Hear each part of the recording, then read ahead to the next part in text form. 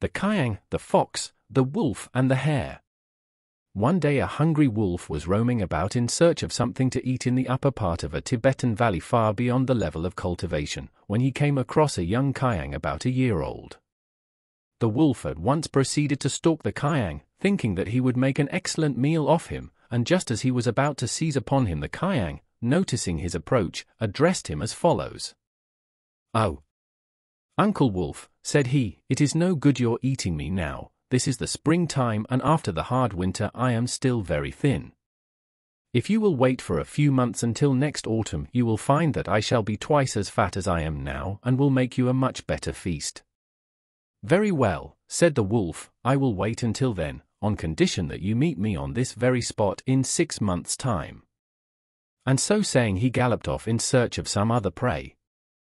When autumn came, the wolf started off one morning to meet the Kyang at the appointed place, and as he was going across the hills he came across a fox. "Good morning, brother wolf," said the fox. "Where are you going to?" "Oh," replied the wolf, "I am going into the valley to meet a young Kyang by appointment, as I have arranged to catch him and eat him this very day." "That is very pleasant for you, brother wolf," answered the fox, "but as a Kyang is such a large animal you will scarcely be able to eat him all by yourself. I hope you will allow me to come too and share in the spoil." "Certainly, brother fox," replied the wolf. "I shall be very glad of your company." And so saying, the two went on together. After proceeding a short distance, they came across a hare. "Good morning, brother wolf and brother fox," said the hare. "Where are you two going this fine morning?" "Good morning, brother hare," replied the wolf. "I am just going off to yonder valley to keep an appointment with a fat Kyang, whom I have arranged to kill and eat this very day, and brother fox is coming with me to share in the spoil." "Oh, really, brother wolf," said the hare, "I wish you would allow me to come too.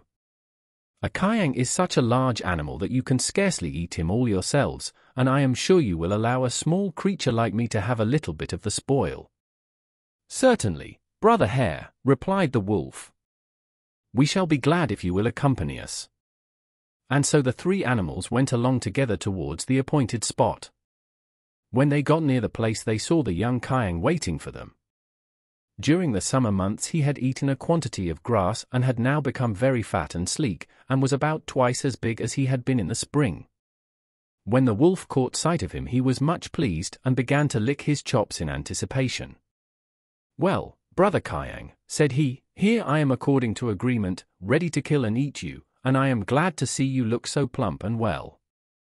And here are brother fox and brother hare who have come along with me to have a bit too." And so saying, the wolf crouched down ready to spring upon the Kyang and kill him.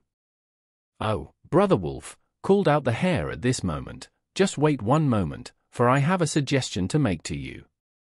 Don't you think it would be a pity to kill this fine young Kyang in the ordinary way by seizing his throat, for if you do so a great deal of his blood will be wasted?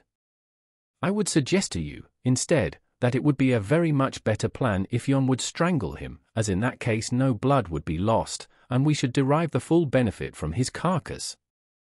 The wolf thought this was a good idea, and he said to the hare, "Very well, brother hare, I think that is an excellent idea of yours, but how is it to be done?" "Oh, easily enough," answered the hare. "There is a shepherd's encampment over there where we can borrow a rope, and then all we have to do is to make a slip knot in the rope, put it over the Kyang's neck, and pull as hard as we can." So they agreed that this should be done, and the fox went off to the encampment nearby and borrowed a rope from the shepherd, which he carried back to where the three other animals were standing.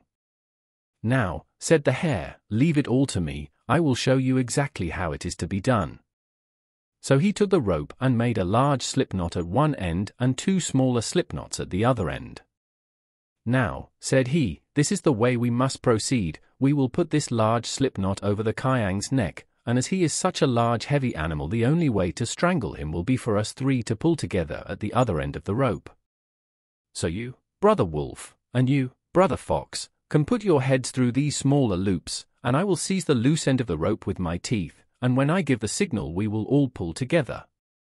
The other two thought this was a very good plan, and so they threw the slip knot over the Kyang's neck, and the wolf and the fox put their heads through the smaller loops. When they were all ready, the hare took up his position at the end of the rope and caught hold of it with his teeth. "Now," said he, "are you all ready?" "Yes, quite ready," replied the wolf and the fox. "Well, then, pull," said the hare. So they began to pull as hard as they could. When the Kyang felt the pull on the rope, he walked forward a few paces, much to the surprise of the wolf and the fox, who found themselves being dragged along the ground. "Pull, can't you?" shrieked the wolf, as the rope began to tighten round his neck. "Pull yourself," shrieked the fox, who was now beginning to feel very uncomfortable. "Pull, all of you," called out the hare, and so saying he let go of the end of the rope, and the Kyang galloped off, dragging the wolf and the fox after him. In a few minutes they were both strangled, and the Kyang, shaking off the rope from his neck, proceeded to graze quietly on his usual pastures, and the hare scampered off home, feeling that he had done a good day's work.